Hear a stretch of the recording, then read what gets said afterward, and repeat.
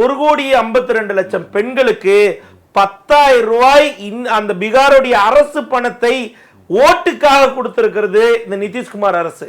இதுக்கு துணை போய் இருக்கிறது பாஜக அரசு. இதை விட ஒரு மாடல் கோட் ஆஃப் வயலேஷன் என்னவென்றால், அதாவது தேர்தல் நடத்தை விதிமுறையில மிகப்பெரிய வயலேஷன் நடந்திருக்கு. என்னன்னா, அறிவிக்கப்பட்டது என்பதோ ஆகஸ்ட் 4ஆம் தேதி தான். ஆனா பணத்தை 4 கட்டமா கொடுக்குறாங்க. முதல் கட்டம் அக்டோபர் 6ஆம் தேதி ஒண்ணு கொடுக்குறாங்க, அக்டோபர் 28ஆம் தேதி கொடுக்குறாங்க, நவம்பர் 6ஆம் தேதி கொடுக்குறாங்க. முதல் கட்ட தேர்தல் அன்னைக்கு முதல் நாள் கொடுக்குறாங்க.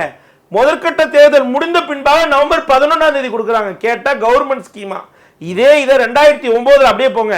கலைஞருடைய ஆட்சி நேரத்தில் அன்றைக்கு இருந்த தேர்தல் கமிஷனர் டிவியை கொடுத்ததற்கு உடனே அந்த டிவி என்பது இலவச திட்டமாக வாக்குகளை மறைமுகமாக சேகரிப்பதற்கு இருப்பதாக கூறி அந்த திட்டத்தை நிறுத்தி வைத்த சீஃப், அப்படிப்பட்ட புனிதமான சீஃப் எலக்டோரல் கமிஷனர்லாம் இருந்தாங்க, தேர்தல் ஆணையர்கள் எல்லாம் இருந்தார்கள்.